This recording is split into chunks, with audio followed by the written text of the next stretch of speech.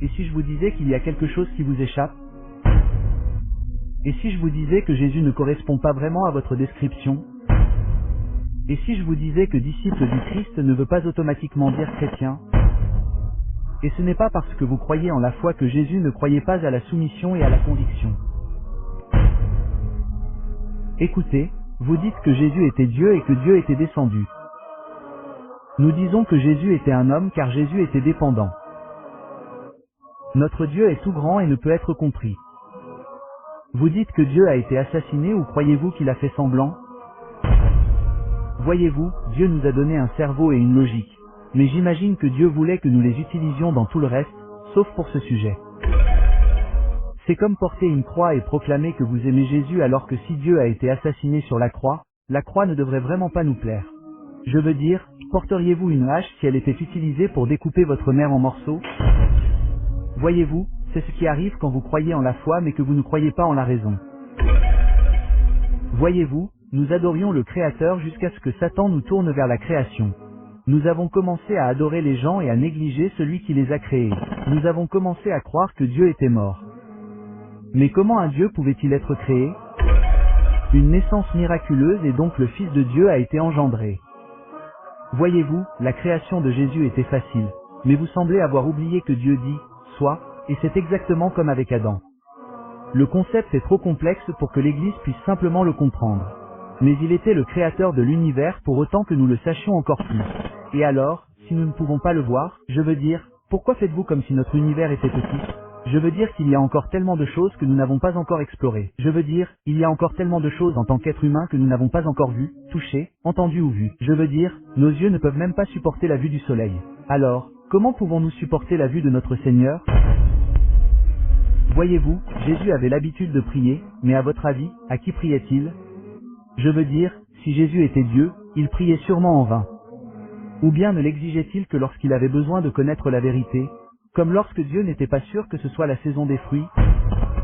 Ou peut-être qu'il a prié alors qu'il y avait quelque chose qu'il ne pouvait pas faire, comme lorsqu'il a dit « Moi-même, je ne peux rien faire ». Mais vous avez pris cela comme s'il n'y avait rien qu'il ne puisse faire.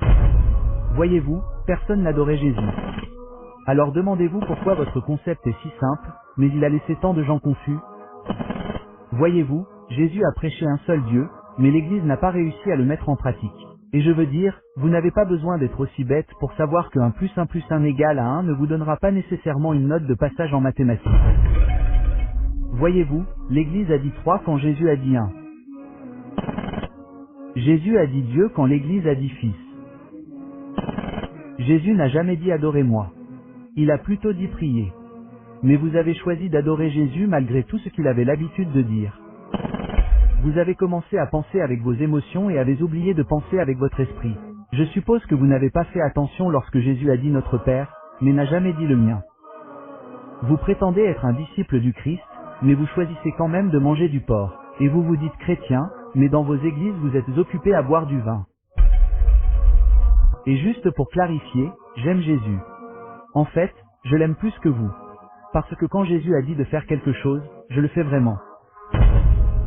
Cependant, je ne suis pas lié à l'Église ni à la Bible. Voyez-vous, j'aime Jésus comme mon prophète, mais j'ai refusé de l'adorer comme une idole, tout comme il le voulait et l'a proclamé comme un péché. Donc, peu importe qu'il ne le laisse pas entrer parce que Jésus ne voudrait même pas être en présence de gens adorant une de ses idoles. Un acte de Dieu, un éclair, est passé directement à travers la main tendue de Jésus. Cela ne peut pas être une coïncidence. Avant de continuer, il y a quelque chose que je dois mentionner. L'adoration de Jésus est une invention humaine. Il n'a jamais demandé votre adoration pour pouvoir vous accorder une protection. Au contraire, il vous demande d'alterner vos prières vers une autre direction, vers Dieu et Dieu seul, et de prier pour qu'il les accepte. Et sachez que ce n'est pas parce que vous aimez Jésus qu'il ressent la même chose pour votre affection. Voyez-vous, ce en quoi vous croyez est exactement ce qu'il ressentait. En fait, c'est tout ce qu'il méprisait. Voyez-vous, le culte de la création va à l'encontre du message même qu'il a transmis. Vous avez donc commencé à suivre une religion et à l'appeler amour déguisé, car l'amour peut être bon, mais l'amour peut être aveugle.